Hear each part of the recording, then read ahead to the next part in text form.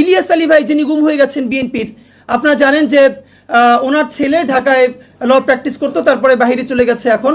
তো উনি যেই ব্যারিস্টার দোলন ভাইয়ের চেম্বারে প্র্যাকটিস করতো, দোলন ভাই বললো যে জানো এই আন্দোলনের পরে ইলিয়াস ভাইয়ের ছেলেটা প্রতিদিন একটা সময় এসে আমার কাছে হাউমাউ করে কান্না করতো যে চাচা এর চেয়ে তো 5ই আগস্ট না হইলে মনে হয় ভালো হতো।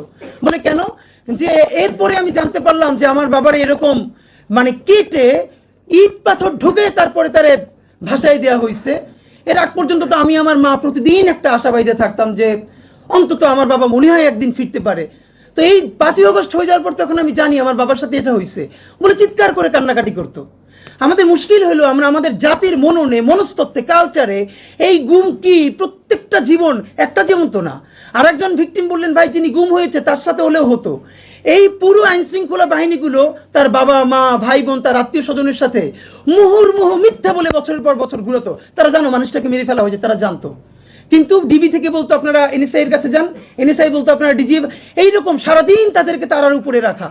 মানুষের চাকরি নেয়, ঘর বাড়ি নেয়, তারপর ঋণের উপর ঋণ করে এজেন্সির কাছে দৌড়াতো, অথচ তারা জানতো তাকে খুন করে ফেলা হয়েছে।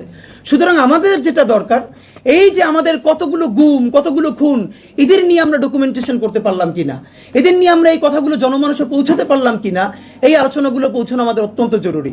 আর এখন যেটা আমরা ধরেন আজকে এখনই আমি শুধু একটা মন্ত্রণালয়ের ব্যাপার বলি, যে স্বরাষ্ট্র মন্ত্রণালয় জনপ্রশাসনে যেটা বলা হয়েছে যে বিতর্কিত ডিসিএসপিদের নিয়ে আজকে আমার দেশ নিউজ করেছে, আমি আপনাদের এখানে ঢোকার আগে দেখলাম যে 96-তে ওই যে আলমগীর মহিউদ্দিনের নেতৃত্বে যেরকম সচিবালয়ে একটা আমলারা বিদ্রোহ করেছিল, জনতার মঞ্চ নামে তৈরি করে মব তৈরি করে তারপরে যে কাজ করেছিল, তারা ঠিক এরকম আরেকটা প্রস্তুতি নিচ্ছে। ইতিমধ্যে 2-3 বার আরও চেষ্টা করা হয়েছিল।